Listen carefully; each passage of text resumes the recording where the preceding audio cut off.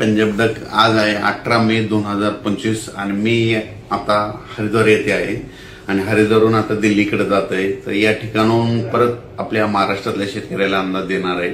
तर राज्यातल्या सर्व शेतकऱ्याला सांगू इच्छितो की तुम्ही काय करा, जशी वेळ भेटेल तशी तुम्ही शेत तयार करून ठेवा, कारण की राज्यामध्ये आज 18 मे पासून तर 30 मे पर्यंत धो पाऊस पडणार आहे, मुसळधार पडणार आहे। म्हणून हा अंदाज लक्षात घ्यायचा। सांगायचं झालं तर पाऊस मुसळधार कसा असणार आहे, पहिल्यांदा मुसळधार पाऊस सांगतो। सुरुवातीला जास्त मुसळधार पाऊस मुंबईला जास्त पडणार आहे, म्हणून मुंबईकरांनी पहिल्या पावसामध्ये तुमचं जनजीवन विस्कळीत होणार आहे। म्हणून तुम्ही याची काळजी घ्यावी, कारण की 18 मे ते 30 मे दरम्यान मुंबईला अतिमुसळधार पाऊस पडणार आहे, म्हणून हे अंदाज लक्षात घ्यायचा। त्याच्यानंतर नाशिक जिल्ह्यासाठी देखील अतिमुसळधार पाऊस पडणार आहे, म्हणून हा अंदाज लक्षात घ्यायचा। पुणे जिल्ह्याला देखील मुसळधार पाऊस पडणार आहे। कोल्हापूर जिल्हा, सातारा जिल्हा, सांगली जिल्हा, त्याच्यानंतर संपूर्ण कोकणपट्टी मुसळधार पाऊस पडणार आहे, म्हणजे 18 मे ते 30 मे दरम्यान। म्हणून त्यांनी सगळ्यांनी सतर्कतेची काळजी घ्यायची। आणि राज्यात सांगायचं झालं तर नगर जिल्ह्यात देखील मुसळधार पाऊस पडणार आहे, बीड जिल्ह्यात देखील पडणार आहे, त्याच्यानंतर संभाजीनगरला पडणार आहे, जळगावला पडणार आहे, त्याच्यानंतर जळगावला पडणार आहे, इकडं बुलढाणा, अकोला, अमरावती तिकडे देखील मुसळधार पाऊस पडणार। म्हणजे सांगायचं झालं तर 18 मे पासून तर 30 मे पर्यंत 18 पासून जवळपास 12 दिवस दररोज 2-2 दिवस भाग बदलत ओढे नाले वाहतील असा पाऊस पहिली वेळ मेच्या शेवटच्या आठवड्यात येणार आहे, म्हणून हा अंदाज लक्षात घ्यायचा।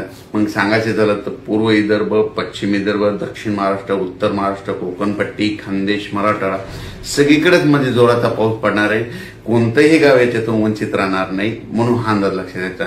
सांगायचं झालं तर म्हणजे आज आहे 18 मे 2025, म्हणजे आजपासून जवळपास 12 दिवस राज्यात दररोज वेगवेगळ्या भागात जोराचा पाऊस पडणार आहे। वड्याला पाणी येणार आहे, नाल्याला पाणी येणार आहे, नदीला देखील म्हणजे त्याच्यानंतर 22 मे ते 30 मे दरम्यान नद्याला देखील पाणी येणार आहे, म्हणून हा अंदाज लक्षात घ्यायचा।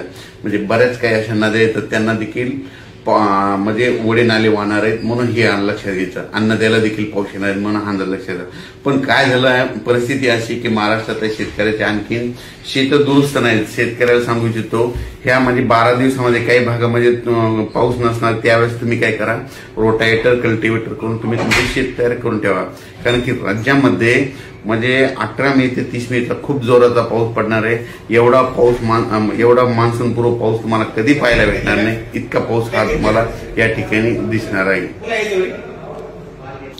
हा मुसळधार पाऊस तुम्हाला सांगायचं झालं तर कोल्हापूर जिल्ह्याला खूप पडणार आहे, त्याच्यामुळे कोल्हापूर देखील नदीला पाणी येणार आहे, म्हणून कोल्हापूरवाल्यांनी लक्षात द्यायची। पुणे जिल्ह्याला देखील झोडपून काढणार आहे, पुणे जिल्ह्यामध्ये देखील अतिमुसळधार पाऊस पडणार आहे।